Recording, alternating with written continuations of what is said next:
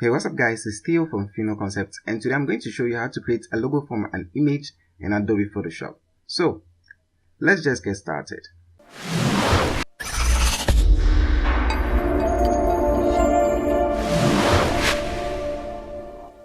Welcome to Concepts. Click the subscribe button and hit the bell icon so you don't miss out on any of our future videos. Okay, so let's open up our application. For this tutorial, I'm using Photoshop CC 2018, and I'll go ahead and create a new document. You can leave it to whichever weight you want, but I'll set mine to 1500. You know what? I'll make it 2K by 2K, and I'll set the resolution to 300 and hit OK. Now, this is the image I'm going to make reference to as the National Theatre plan, I think. So I'll go ahead and right click and open that up in Adobe Photoshop. Now, I don't want the angle coming from this side. I actually prefer it on the other side. If you look at this second image, you can see that it's the same on both sides, so I'll just pick it from the other side. What I mean is, with the move tool selected, hit Ctrl T to bring up the transform tools. Now you notice you have the transform tools when you have these three options at the top. So I'll just right click and go to flip horizontal. So this is what I have, and I'll just reduce the size to something like this whilst holding down shift. So this is looking awesome already, but I want to rotate this to something like so. I think that is much better. So with my move tool selected, I'll just click and drag this onto the work we have right here and resize it. So holding down shift and alt, I'll make it a bit larger like so. Now for a logo, we are not going to be considering so many things, so I'll just take care of the top here and the bottom objects down here. So to do that, I'll just be using the pen tool. Now make sure that your pen tool is set to shape and not path. From here, path will just create path for you. We don't want that, so make sure it's set to shape. So go ahead and select a fill color. So I'll select the second preset from here, and I'll choose a color I want to use. So that will be this black right here, and the stroke is set to none. So we are going to basically be drawing around our subject like so. So I'll start with the left side. So I'll just zoom in a little bit. With my pen tool selected, I'll just click over here, and I'll click at this point as well. So we have a straight line just like so. Now over at this edge we are having a curve, so I just click to where the curve is beginning. So we have a straight line here. Now the curve is going to start in over at this edge, so I just click and drag from this angle. Holding down alt, I'll just bring this point, this extended point, back to where I started, something like so. So we have another straight line here, so I just click one time and it's going to create that line for me. And over at this portion is a curve, so I have to click and drag it out like so. So we have our first shape. You can hit enter to confirm this shape. Now the second part will be over here, but I want to leave a certain amount of gap in between, so I'll start drawing my shape from this side. So I'll click and click here as well, and I'll just click and drag from this side to create an arc. And again, I'll hold down alt and I'll bring this back to where I began, and I'll click at this edge as well. Okay, now basically I can see where I am at this point. So what I'll do is I'll just reduce the opacity a little bit, probably around 50%. Okay, so I want it to match this shape as much as possible, so somewhere around here I'll just click and drag it out like so.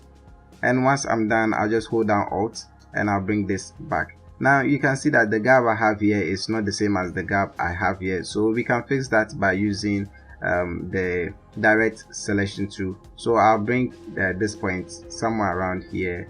Now once I have that, I'll go back to my pen tool, that's P on your keyboard, and I'll just click at this edge and I'll hit enter to confirm, and I'll bring my opacity right back up to 100%. So basically right now we have just this. Now we want to create a little bit more shape.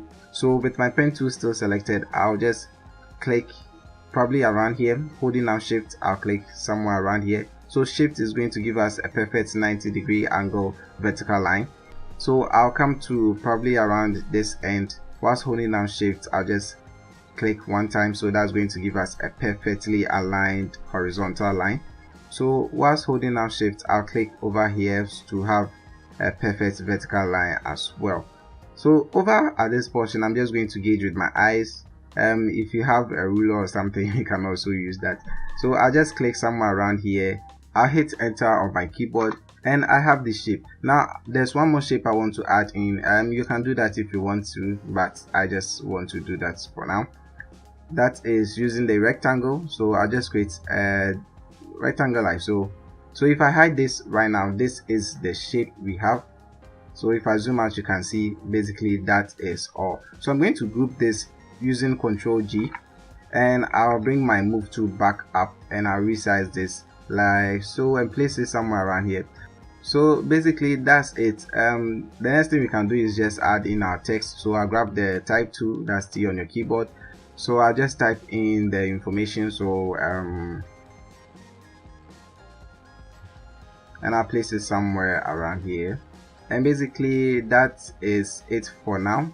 In case your logo comes with a slogan, so you can enter in the slogan somewhere around here, hit enter, so slogan goes here. And if you want, you can duplicate this simple rectangle over here. So I'll just do that. So that's the tiny one over here. I'll just duplicate using Ctrl J and I'll bring it to the top. So that's going to be part of our type or our text.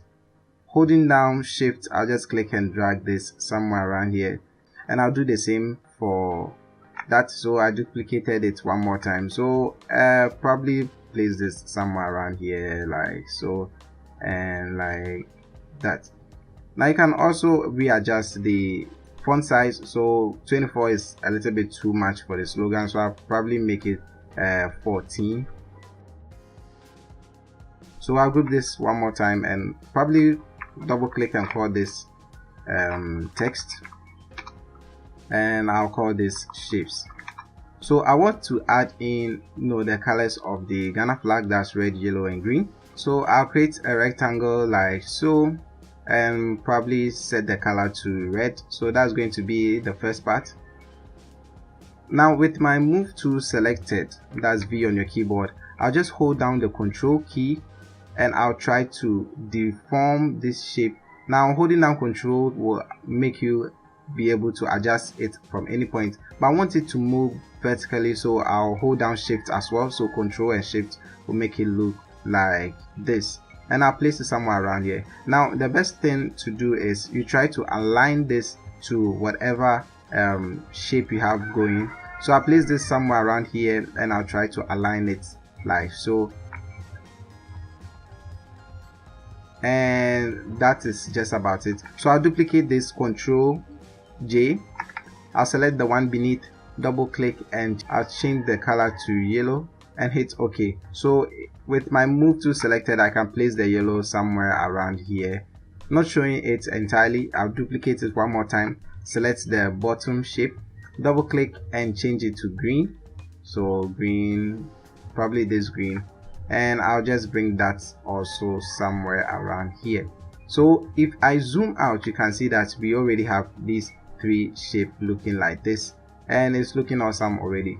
Now we want these three shapes to be behind this particular shape we created, black shape we created. So holding down shift, I'll select all of them and I'll drag them beneath that shape, so we have them looking like so. Now you can also adjust this and place it somewhere around here so that it doesn't look too huge. And basically that's it. But there's one more thing I'm going to do, that is duplicate this and I'm going to place it on top of all the shapes. Now this one is going to be over at this edge, so I'll place it somewhere over here like so, and I'll rasterize them, so rasterize layers, so that there are no more shapes, and I'll just merge them up.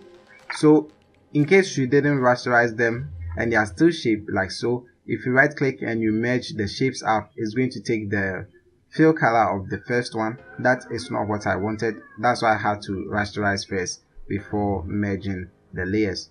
So this is what I have. Now I want to take out all of these portions. So with my rectangular marquee tool, I can just create a selection like so over this portion and hit delete on my keyboard, and basically that's it. So thank you guys for watching. If you like this video, please give it a thumbs up. If you'd like to watch more of our videos, hit that subscribe button, and as always, share with your family and friends. This is Theo from Final Concept, and I'll see you guys in the next one.